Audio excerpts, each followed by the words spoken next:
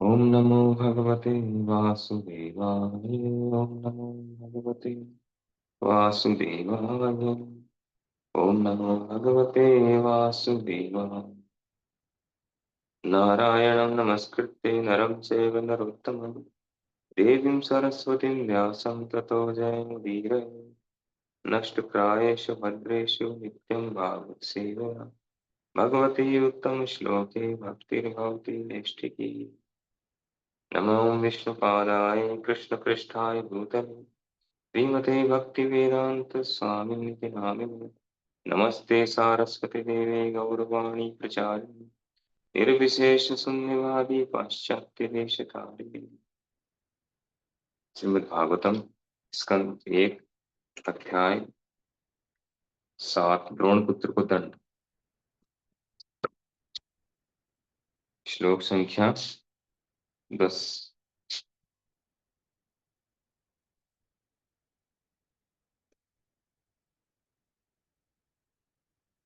श्रुतुवाच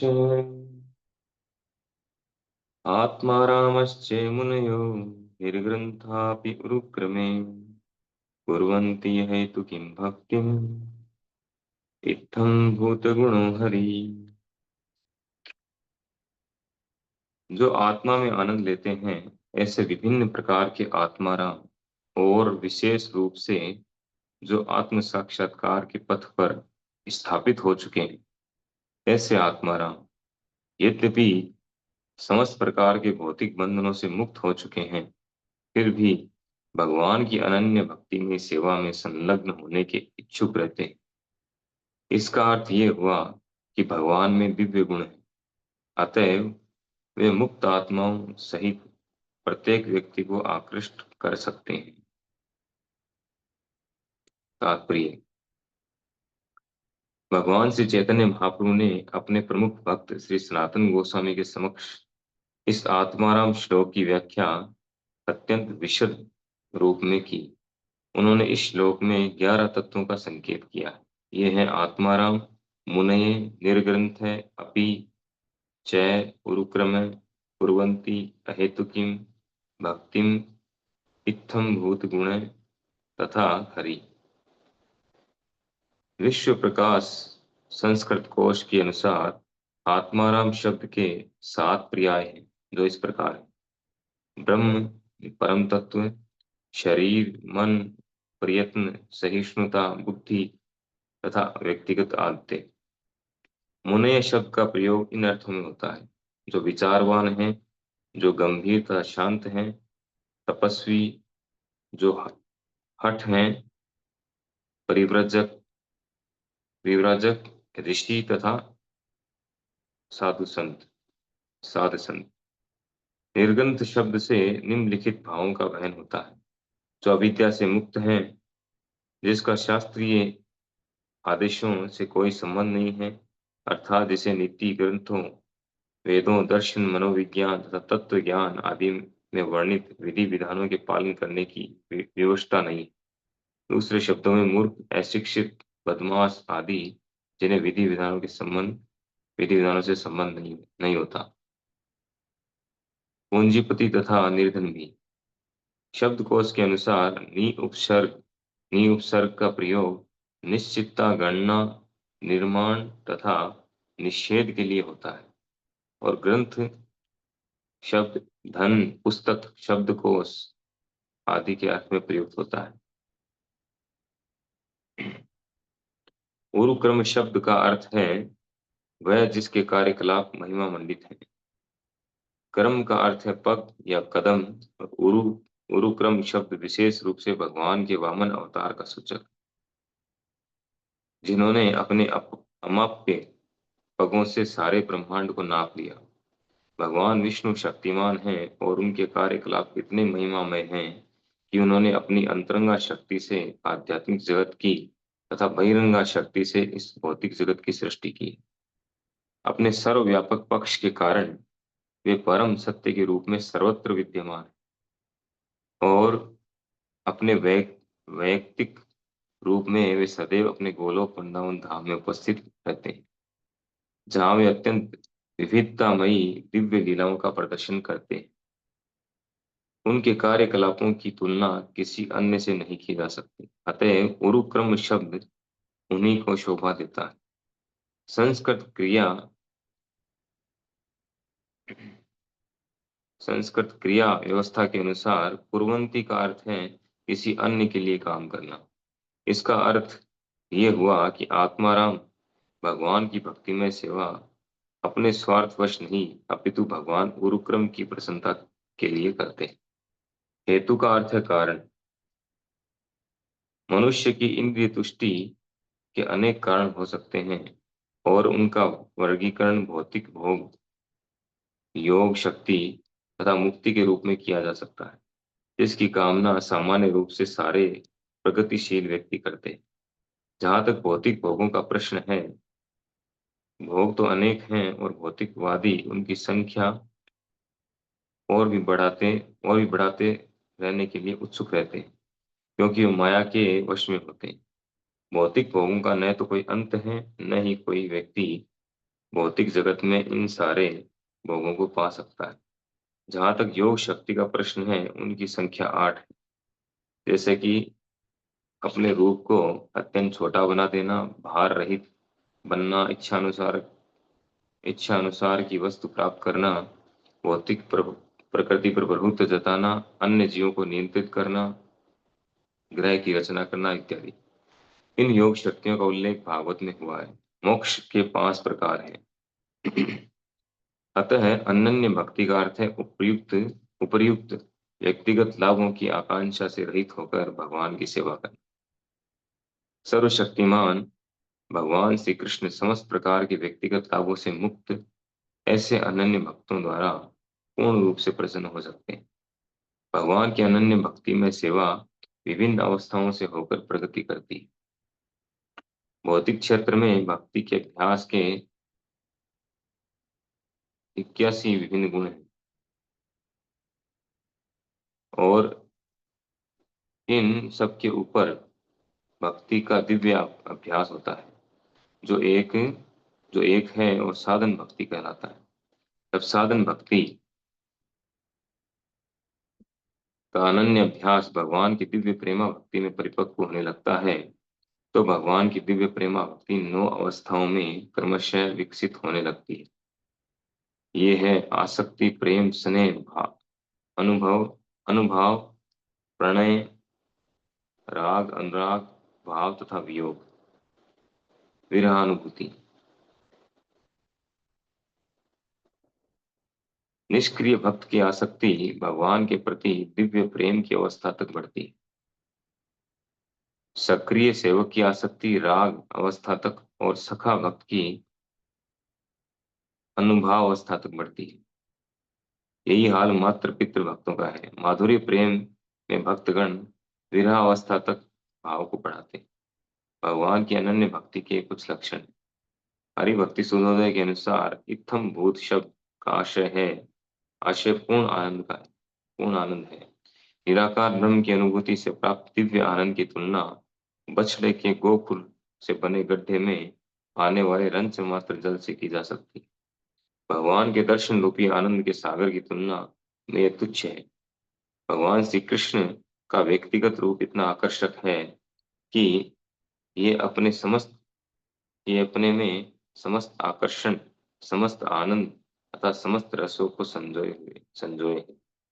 ये आकर्षण इतने प्रबल हैं कि कोई भी व्यक्ति इनका विनिमय भौतिक भोग, योग शक्ति तथा मुक्ति से नहीं करना चाहता। इस कथन के समर्थन के लिए किसी तर्क की आवश्यकता नहीं, किंतु मनुष्य अपने स्वभाव से ही कृष्ण के गुणों के प्रति आकृष्ट होता है। हमें भली भांति जान लेना चाहिए कि भगवान के गुणों का लौकिक गुणों से कोई सरोकार नहीं होता। वे सभी आनंद, ज्ञान तथा शाश्वतता से परिपूर्ण होते हैं। भगवान के गुण असंख्य हैं। कोई किसी गुण से आकृष्ट होता है तो कोई दूसरा किसी अन्य गुण से। सनक, सनत तथा तथा सनत कुमार नामक चारों ब्रह्मचारी भक्त भगवान के चरण कमलों पर अर्पित फूलों की सुगंध तथा चंदन युक्त तुलसी दल से आकृष्ट हुए थे। इसी प्रकार सुखदेव गोस्वामी भगवान की दिव्य लीलाओं से आकृष्ट हुए। सुखदेव गोस्वामी पहले से मुक्त अवस्था को प्राप्त थे, फिर भी वे भगवान की लीलाओं से आकृष्ट हुए।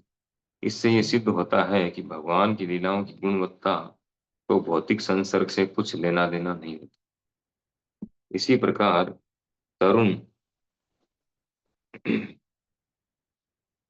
तरुणी गोकुमारियां भगवान के शारीरिक लक्षणों से आकृष्ट हुई, और रुक्मिणी रुक्मिणी भगवान की महिमा का श्रवण करके आकृष्ट हुई। भगवान कृष्ण भाग्य की देवी के ये मन को आकृष्ट करने वाले, विशेष परिस्थितियों में वे समस्त तरुणियों के मन को मोहित करते हैं। वे वयस्क महिलाओं के मनों को मातृ स्नेह के रूप में आकर्षित करते हैं। ये पुरुष के मन को सेवक तथा सखा भाव में आकर्षित करते हैं। हरि शब्द का अनेक अर्थ हरि शब्द के अनेक अर्थ हैं, लेकिन इसका मुख्य आशय ये है कि भगवान सारी अशुभ वस्तुओं को नष्ट करते हैं और भक्त के मन को शुद्ध दिव्य प्रेम प्रदान करके हर लेते हैं। घोर कष्ट में होने पर भगवान का स्मरण करने से मनुष्य के सारे दुख तथा चिंताएं दूर हो जाती हैं।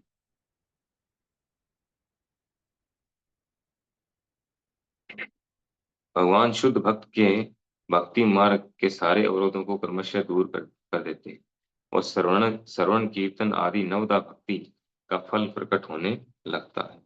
भगवान अपने व्यक्तिगत रूप तथा दिव्य लक्षणों से शुद्ध भक्त के सारे मनोवैज्ञानिक कार्यकलापों को आकृष्ट करते हैं। ऐसी होती है कृष्ण की आकर्षण शक्ति। ये आकर्षण इतना प्रबल होता है कि शुद्ध भक्त धर्म के चार सिद्धांतों में से किसी एक की भी लालसा नहीं करता। ये है भगवान के दिव्य लक्षणों के आकर्षक गुण। इनके साथ अपि तथा च शब्द मिलाने से आशय में असीम वृद्धि हुई है। संस्कृत व्याकरण के अनुसार अपि शब्द के 7 पर्याय हैं। अतः इस श्लोक के प्रत्येक शब्द की व्याख्या करने पर देखा जा सकता है कि शुद्ध भक्त को आकर्षित करने के लिए भगवान कृष्ण में असंख्य दिव्य गुण पाए जाते हैं। श्रील प्रभुपाद की जय। यहाँ पर प्रश्न चल रहा था पिछले श्लोकों में, इससे जस्ट पिछले श्लोक में शौनक ऋषि ने एक प्रश्न किया कि सुखदेव गोस्वामी तो पहले से निवृत्त हैं, भौतिक भोग के प्रति उनका बिल्कुल भी आकर्षण नहीं है। सैवे निवृत्ति निरतय सर्वत्रो को मुनि, वो सभी कुछ की उपेक्षा कर चुके हैं, उदासीन है सबके प्रति, सारे भौतिक भोगों के प्रति। फिर कश्य वा बृहत बृहति में ताम आत्मा राम समभ्यसत समभ्यसत, कि फिर वो भागवतम, इतना बड़ा जो ग्रंथ है भागवतम, उसको पढ़ने का उन्होंने कष्ट क्यों उठाया? ऐसा क्या है भागवतम और ऐसा क्या है भगवान में? तो इसका जवाब यहाँ पर दे रहे हैं। भागवतम में जो है भगवान की महिमाओं का, लीलाओं का विवरण दिया हुआ है, और भगवान में ऐसे दिव्य गुण हैं, इतने दिव्य गुण हैं कि वो ऐसे मुक्त पुरुषों को भी आकर्षित करते हैं। साधारण व्यक्ति तो होता ही आकर्षित, उसकी तो बात ही क्या है। जो मुक्त पुरुष हैं, जिनको कोई लेना देना नहीं है भौतिक जगत से, उनको भी आकर्षित कर लेते हैं। आत्मा रामश्च मुनियो निर्ग्रंथापि उरुक्रम। और ऐसे आत्माराम भी भगवान की भक्ति में, अहेतु की भक्ति, कुर्वन्ति अहेतु किम भक्ति, ऐसे आत्माराम मुनि भगवान से आकर्षित होकर के वो क्या करने लग जाते हैं? उनकी अहेतु की भक्ति करने लग जाते हैं। कुर्वन्ति अहेतु किम भक्तिम, क्यों करने लग जाते हैं? ऐसा क्या है? इत्थम भूत गुणो हरि, क्योंकि भगवान में दिव्य गुण है। इनके गुण, भगवान के गुण इतने आकर्षक हैं, उनका रूप इतना आकर्षक है, उनकी लीलाएं इतनी आकर्षक, रूप माधुरी, लीला माधुरी, वेणु माधुरी, ये सब इतनी आकर्षित करने वाली है, वो रुक नहीं सकता, अपने आप को रोक नहीं सकता। यहाँ इस श्लोक में जो तात्पर्य में बहुत ही डिटेलिंग में दिया गया है, एक एक शब्द के कई कई अर्थ पर्यायवाची संस्कृत शब्दकोश से ला करके दिए हैं। मूल जो जो कहना चाह रहे हैं इसमें, एक एक शब्द का अर्थ बता करके मूल रूप से बताया गया है कि जैसे हम शुरुआत से चलते हैं। आत्माराम शब्द के कई अर्थ भी हैं। तो आत्माराम का अर्थ है जो आत्मतुष्ट है, जिसको भौतिक भोग की बिल्कुल परवाह नहीं। वो एक दिव्य रस का आस्वादन कर रहा है, यानी अपने आप में खुश है वो। ये कैसे होता है?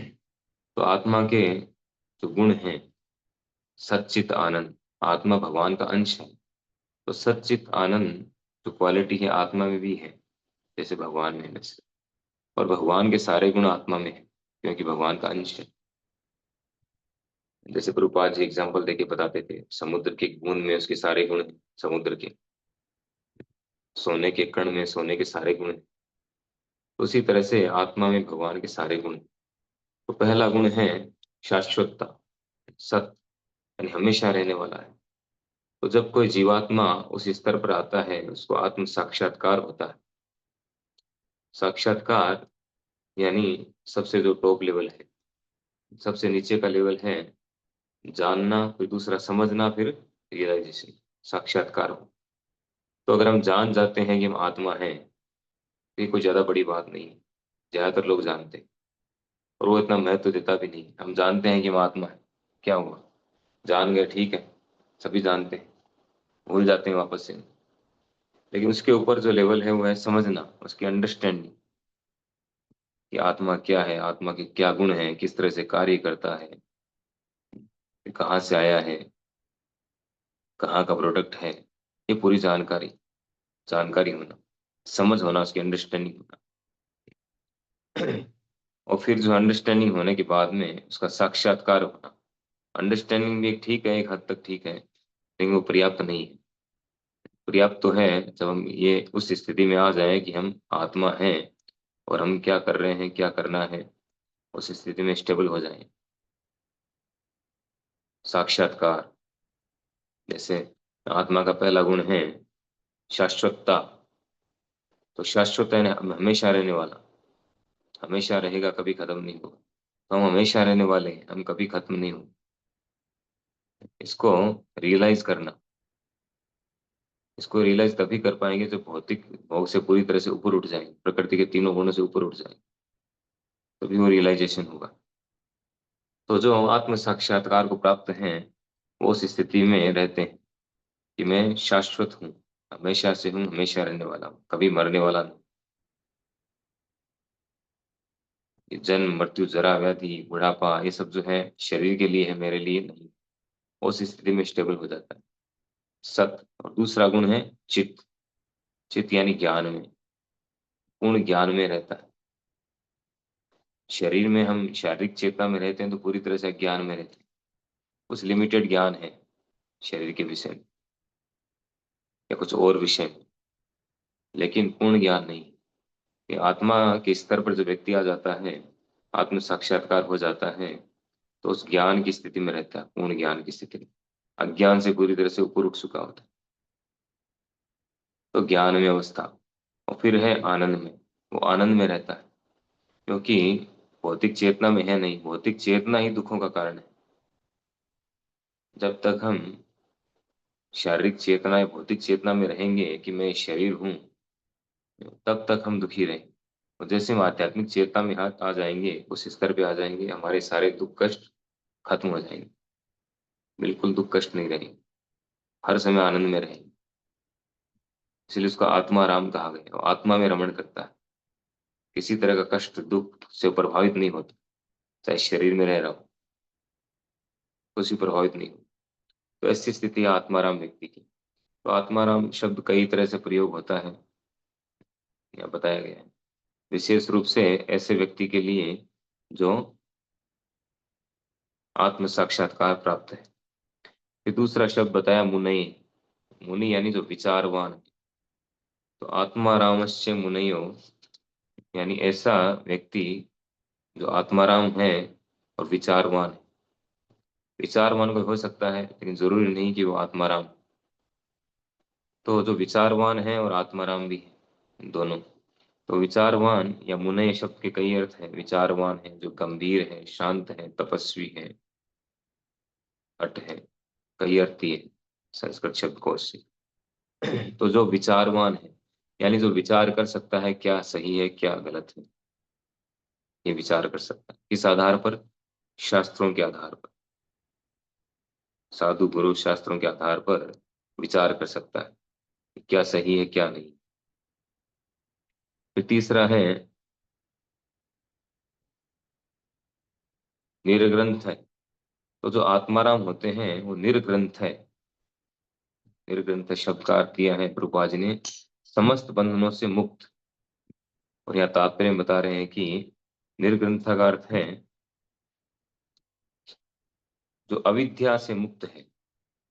तो जो आत्माराम है यानी शारीरिक चेतना से मुक्त होने का अर्थ है अविद्या से मुक्त। अविद्या के कारण ही हम अपने आप को शरीर मानते हैं और शारीरिक चेतना पर है, भौतिक प्लेटफॉर्म पर रहते हैं। तो जो आत्माराम होते हैं वो अविद्या से मुक्त होते हैं। अविद्या से मुक्त हुए बिना, शारीरिक चेतना से मुक्त हुए बिना कोई आत्माराम नहीं बन सकता। ऐसा नहीं हो सकता एट ए टाइम वो शारीरिक चेतना में भी है और आत्माराम में।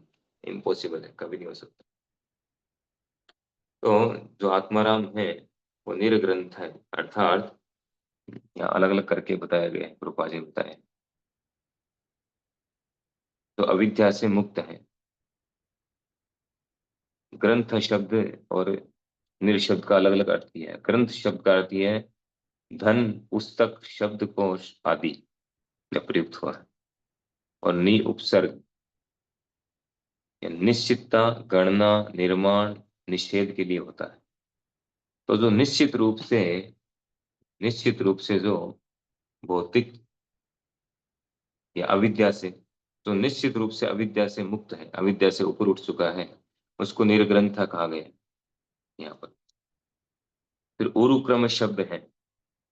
उरुक्रम शब्द का अर्थ है, उरु का अर्थ दिया है यहाँ पर, क्रम का अर्थ दिया है पग या कदम। तो उरुक्रम या त्रिविक्रम भगवान के नाम है। भगवान वामन देव के रूप में आकर के भगवान ने संपूर्ण विश्व को नाप लिया था अपने बड़े बड़े कदमों से।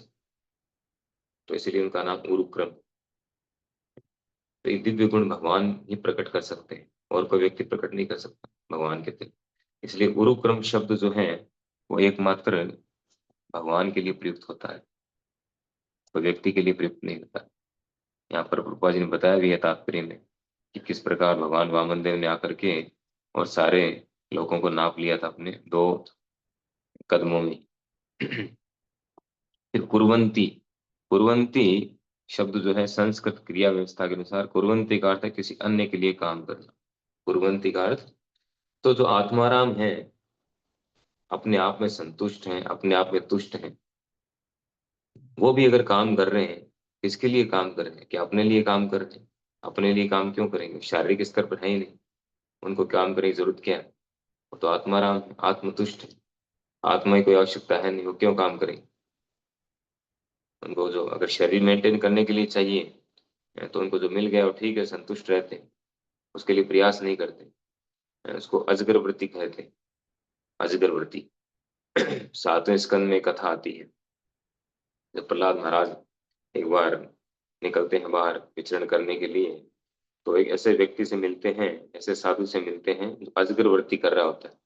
वो रोड पर पड़ा है और खूब मोटा ताजा भी हो गया है। वो कुछ करता धरता नहीं है, जो उसको किसी ने लाके दे दिया खा लिया बस ठीक है। अंदर अंदर उसका चल रहा है जो चल रहा है, बाहर शो नहीं करता। तो काफी लंबा डिस्कशन है वहाँ तो प्रहलाद महाराज का और उस व्यक्ति का, उस साधु का। तो अजगर वृत्ति। तो ऐसे व्यक्ति अजगर वृत्ति करते हैं जो आत्माराम, वो कोई कार्य नहीं करते, उनको आवश्यकता नहीं है कार्य करने की। लेकिन यहाँ पे कह रहे हैं कि ऐसे आत्माराम भी जब भगवान के गुणों से, दिव्य गुणों से आकर्षित हो जाते हैं, अट्रैक्ट हो जाते हैं, तो वो भी फिर एक्टिव हो, यानी वो उसमें वो कार्य करने लग जाते हैं। तो क्या वो कार्य अपने लिए कर रहे हैं? नहीं, वो अपने लिए नहीं करते हैं। उर्वंती शब्द का अर्थ यहाँ पर है कि वो भगवान की प्रसन्नता के लिए कार्य करते हैं। इसका अर्थ ये हुआ कि आत्माराम भगवान की भक्तिमय सेवा अपने स्वार्थवश वही नहीं, अपितु भगवान उरुक्रम की प्रसन्नता के लिए करते हैं। वो उनका कार्य करने का एकमात्र लक्ष्य क्या है? भगवान की प्रसन्नता के लिए कार्य करना। फिर एक शब्द और है हेतु। हेतु यानी कारण। तो यहाँ पर आया था अहेतु की, अहेतुकम। हेतु का अर्थ है कारण, यानी किसी न किसी कारण से कोई कार्य करना। और अहेतु यानी बिना किसी कारण के कार्य करना। तो यहाँ बहुत सारे कारण दिए हैं प्रभुपाद जी ने समझाया तात्पर्य कि क्या क्या कारण होते हैं जिससे व्यक्ति कार्य करता है। तो सबसे पहला कारण क्या कह रहे हैं, भौतिक भोग, यानी इंद्र तृप्ति के लिए कार्य करना, भौतिक भोग के लिए, भौतिक भोग प्राप्त करने के लिए कार्य करना। दूसरा है योग शक्ति, यानी यौगिक शक्तियां प्राप्त करने के लिए कार्य करना।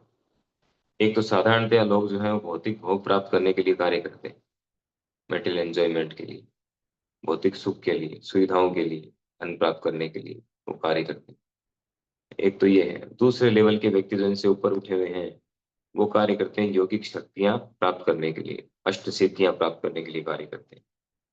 जो 8 प्रकार की सिद्धि है जिनका वर्णन या तात्पर्य में दिया गया। और तीसरे व्यक्ति वे हैं जो मुक्ति लाभ के लिए, मुक्त होने के लिए, यानी भौतिक झंझट से मुक्त होकर के और निराकार ब्रह्म में लीन हो जाए, ताकि सारा झंझट खत्म हो जाए, उसके लिए कार्य करते हैं।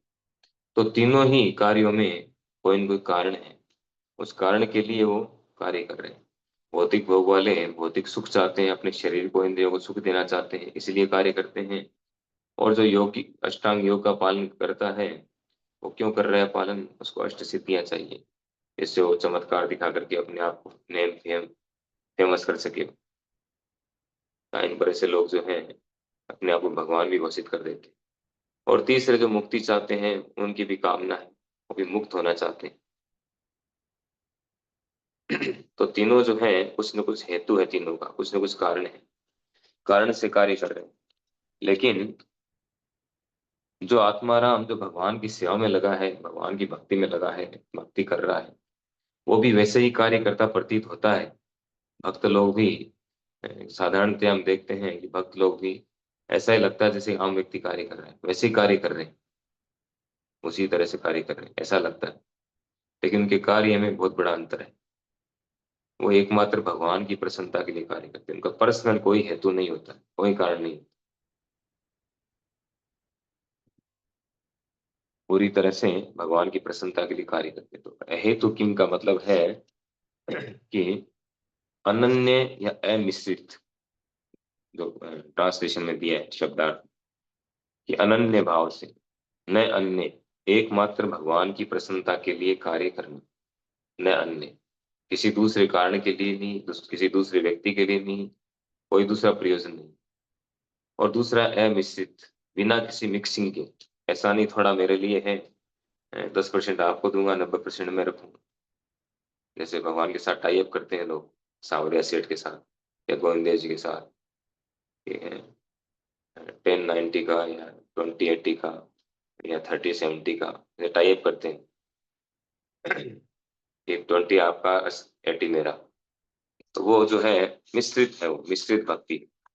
यहाँ अहेतु किम का मतलब है अमिश्रित, 100% आपके लिए, भगवान के लिए, खुद के लिए कुछ भी नहीं। कहते हैं भगवान ये नहीं देखते कि हम कितना दे रहे हैं, भगवान ये देखते हैं कि हम रख कितना रहे अपने लिए। वो ये देख रहे हैं हम अपने लिए कितना रख रहे हैं, वो कितना उनको दे रहे हैं वो नहीं देखते, उनको चाहिए ही नहीं, उनको क्यों चाहिए, वो तो खुद ही आत्माराम है। लेकिन वो ये देखते हैं कि हम अपने पास कितना रख रहे हैं, उनकी नजर उस पर है। तो जो अहेतु की भक्ति करते हैं, अनन्य भक्ति करते हैं, वो 100% भगवान की प्रसन्नता के लिए कार्य करते हैं।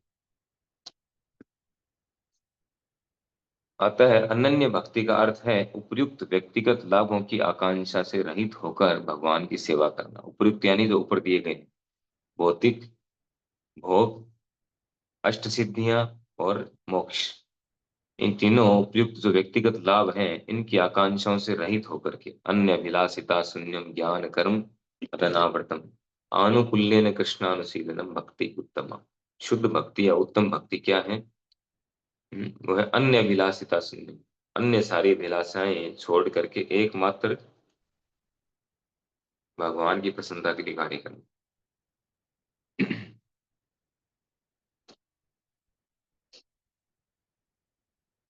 और यहाँ बता भी रहे हैं प्रभुपाद जी कि सर्वशक्तिमान भगवान श्री कृष्ण ने समस्त प्रकार के व्यक्तिगत लाभों से मुक्त ऐसे अनन्य भक्तों द्वारा पूर्ण रूप से प्रसन्न हो सकते हैं। भगवान किससे प्रसन्न होते हैं? जो पूर्ण रूप से अपने व्यक्तिगत लाभों को साइड में करके और एकमात्र अहेतु की भक्ति करता है। और भगवान ने स्वयं गीता के 12वें अध्याय में बताया कि मैं किससे प्रसन्न होता हूँ। और सुंदर सुंदर गुण है इसमें, क्वालिटीज। वो मेरा प्रिय कौन है वो बताया है। भगवान हर श्लोक में बताते हैं ये मेरा प्रिय है, ये जो ये करता है वो मेरा प्रिय है, हर श्लोक में बताया। फिर जो है आगे बता रहे हैं प्रभुपाद जी, बहुत लंबा तात्पर्य है इसमें।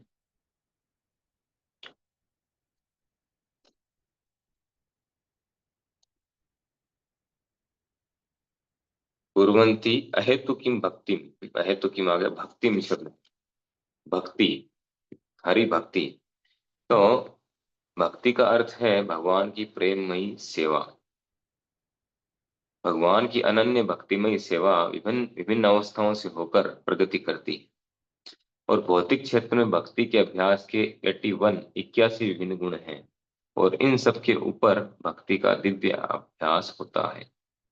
तो यहाँ बता रहे हैं कि जो प्रकृति के जो 3 गुण हैं, वो 3 से 3 मल्टीप्लाई करते हैं इसको, 3 3 जा 9, फिर 9 को जो है 9 से करते हैं तो 81 बनता है। तो इस तरह से 81 जो है विभिन्न गुण है, और 3 से ही 81 बने, 81 बने। तो इन सब से जो ऊपर उठ जाते हैं, भौतिक क्षेत्र में भक्ति के अभ्यास के 81 विभिन्न गुण हैं। और इन सब के ऊपर जब ऊपर उठते हैं हम, तो भक्ति का दिव्य अभ्यास होता है, यानी शुद्ध भक्ति शुरू होती है। भक्ति वास्तव में शुरू होती है जब प्रकृति के 3 गुणों से ऊपर उठ के हम भक्ति करते हैं, जो एक है और साधन भक्ति कहलाता है। जब साधन भक्ति का अनन्य अभ्यास भगवान के दिव्य प्रेम में परिपक्व होने लगता है, तो भगवान की दिव्य प्रेमा भक्ति 9 अवस्थाओं में क्रमशः विकसित होने लगती है। पूरा प्रोसेस बता रहे हैं, श्रद्धा से लेके श्रद्धा, साधु संग, भजन, क्रिया, धीरे धीरे हम गुणों से ऊपर उठते जाते हैं और परिपक्व होते जाते हैं। और जब प्रेम अवस्था तक पहुंचते हैं, जो टॉप मोस्ट है प्रेम, उसके बाद की भी कई अवस्थाएं हैं। क्या करें कि जब साधन भक्ति का अनन्य अभ्यास भगवान के दिव्य प्रेम में परिपक्व हो जाता है, तो प्रेम अवस्था तक आ जाता है व्यक्ति, भाव और प्रेम, प्रेम तक आ जाता है, तो भगवान की दिव्य प्रेमा भक्ति 9 अवस्थाओं में क्रमशः विकसित होती होने लगती है। फिर 9 अवस्थाएं क्या है आगे की? वो है आसक्ति, प्रेम, स्नेह, अनुभाव, प्रणय, राग, अनुराग, भाव तथा वियोग। तो सबसे टॉप जो है वो है वियोग, विरहानुभूति, जो माधुरी प्रेम में प्रकट होती है एकमात्र। माधुर्य भाव के भक्त होते हैं, माधुरी स्तर के, वो विरह अनुभूति है, विप्रलंबा भाव। इसको श्री चैतन्य महाप्रभु ने आकर के प्रकट किया, इसका आस्वादन किया कि भगवान के विरह का क्या आस्वादन है। अगर किसी से हमारा प्रेम नहीं है तो विरह का आस्वादन हम नहीं कर पाएंगे। जितना अधिक प्रेम होगा उतना ही हमें विरह का आस्वादन होगा। जितना अधिक प्रेम होगा उतना ही एक क्षण हमें बहुत ज्यादा विरह प्रदान करेगा। युगायतम निमीषेण चक्षुषा प्रवृशांतम शून्यायतम जगत सर्वम गोविंद विरह। गोविंद के विरह में संपूर्ण जगत शून्य लगता है।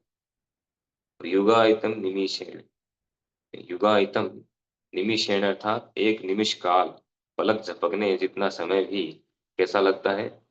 एक युग की तरह, 12 वर्षों की तरह। 12 वर्ष बताए गए। तो 12 वर्ष बहुत लंबे होते हैं। पलक झपकने का समय भी 12 वर्षों जितना लंबा लगता है। किसको लगता है? जो भगवान श्री कृष्ण के प्रेम स्तर पे, माधुरी स्तर पर हो, उसको ऐसा आभास होता है, ऐसा आस्वादन होता है। वो भगवान से विरह बिल्कुल सहन नहीं कर पाता है। पलक झपकने जितना समय भी उसको सहन नहीं होता है। गोपियां तो ब्रह्मा जी को गाली देती है 10वें स्कंद में। वो कहती है कि इस सृष्टा को सृष्टि करना ही नहीं आता है, क्या सृष्टि किया है, उसने पलकें क्यों बनाई, पलक झपकती है तो उतनी देर हम भगवान का दर्शन नहीं कर पाते, कृष्ण का दर्शन नहीं कर पाते। सृष्टा को है अकल नहीं है, ये पलकें नहीं बनानी चाहिए, इस तरह से बोलती है। तो ऐसा होता है दिव्य प्रेम। फिर हरि शब्द का अर्थ बता रहे हैं, इत्थम भूत गुणो हरि। हरि शब्द का अर्थ है, इसमें और भी बहुत सारी डिटेलिंग है। तो हरि शब्द का अर्थ है कि जो सभी सारे अशुभों को नष्ट करके और भक्त के मन को शुद्ध दिव्य प्रेम प्रदान करके उसको हर लेते हैं। हर लेते हैं। एक भजन है, बहुत सुंदर भजन है, जिसमें भगवान को चोर कहा गया है, चोराग्रगण्यम अष्टकम। तो उसमें बताया गया है कि भगवान जो है वो हर मन को हर लेते हैं।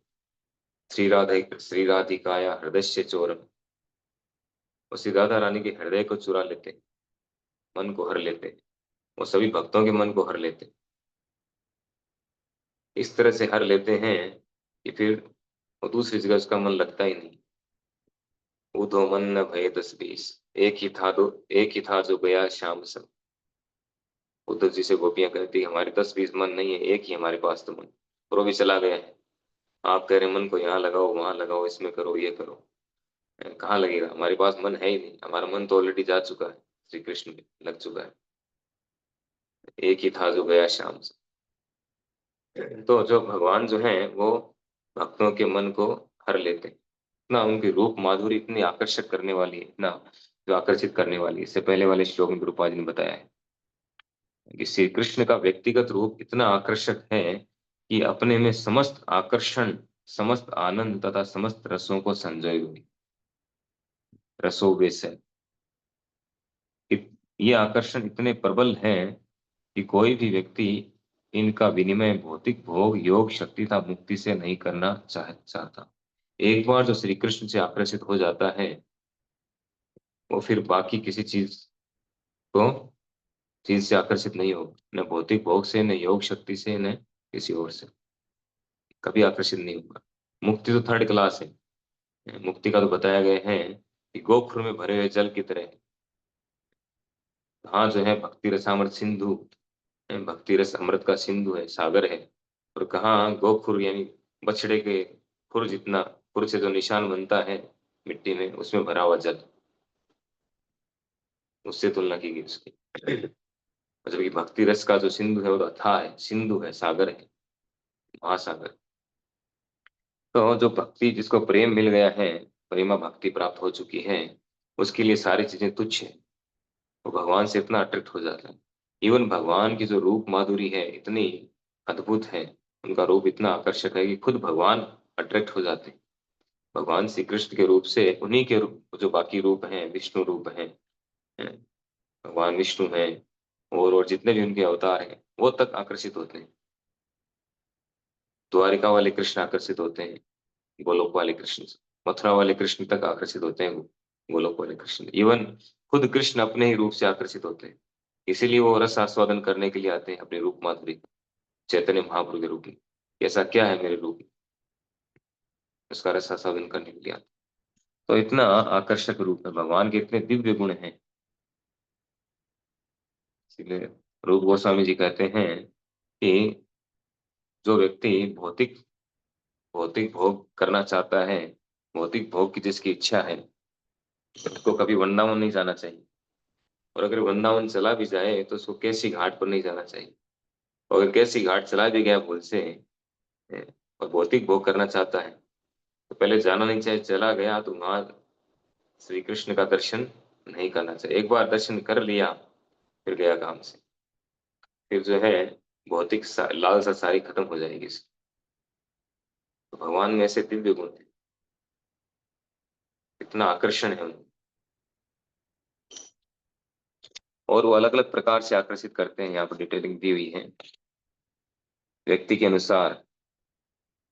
गोपियों को अलग तरह से आकर्षित करते हैं, पुरुषों को अलग तरह से आकर्षित करते हैं।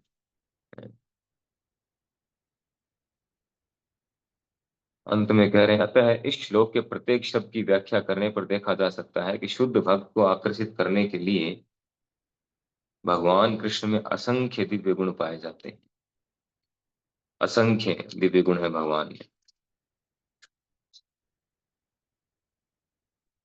इसलिए जो है आत्माराम है, चाहे आत्माराम हो, कोई भी हो, साधारण व्यक्ति हो, प्रत्येक व्यक्ति भगवान श्री कृष्ण से आकर्षित होता है। इवन उनके शत्रु तक उनसे आकर्षित होते हैं भगवान से, इतने दिव्य गुण।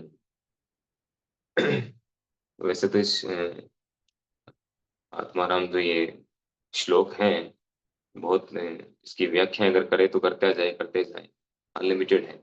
इसको कोई आधे घंटे में, 1 घंटे 2 घंटे में समाप्त नहीं कर सकता, अंतहीन है।